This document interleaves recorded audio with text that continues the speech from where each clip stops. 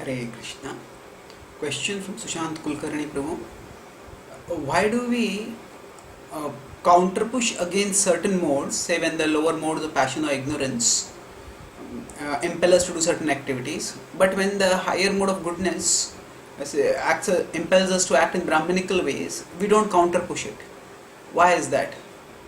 Answer: the principle is anukulyasya sankalpa pratikulyasya varjanam. Whatever is favorable for bhakti, we accept that. Whatever is unfavorable for bhakti, we reject that. So that means in general the lower modes, passion and ignorance, are unfavorable for bhakti. They fill us with desires which are non-devotional or even anti-devotional, and that's why, because they are unfavorable, we counter against them. But that's not always true. The passion in and of itself doesn't have to be always bad.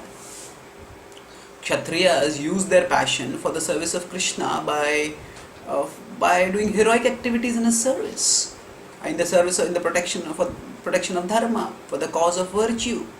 So similarly, when we have to do some challenging services, when certain targets are given, certain goals are set, certain deadlines are assigned, so at that time we can also stimulate the passion within us and utilize that in the service of Krishna. So that passion should not take complete control over our being, but a certain level of passion can be utilized. So Prabhupada would do that when he would say that I will come to whichever temple which distributes maximum books. So then it would create a constructive competition between different temples of who would do more service to Prabhupada and Krishna. So that is actually utilizing the mode of passion in Krishna's service. Now similarly, goodness in general, it is favorable for bhakti because it helps us to become contemplative, discriminative, and we are able to see the futility of short-term activity, short-term indulgences, and we are able to see the utility, the value of the glory of long-term devotion, of spiritual activities. So in general, goodness is favorable, but there may be exceptional situations where even goodness may be unfavorable. So for example, when Krishna told Duryodhana, told Yudhishthira that tell Drona that Ashwatthama is dead. So at that time Yudhishthira Maharaj hesitated. So that was because he was a little bit too attached to the mode of goodness. But then he surrendered and he did Krishna's will. So these are of course exceptional situations, and generally devotees should act in the mode of goodness.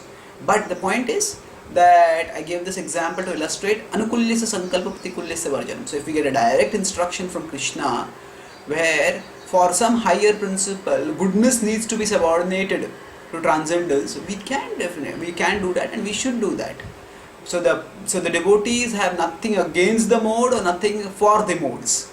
The devotees are primarily concerned about serving Krishna, and whatever is the best way to serve Krishna, devotees will use that. So whatever mode is anukul for Krishna Bhakti we accept, and whatever mode is pratikul for Krishna Bhakti we reject, we counter push against it. And that way the modes may come and go, but we stay steadily and go onwards on the path back to Krishna. Thank you. Hare Krishna.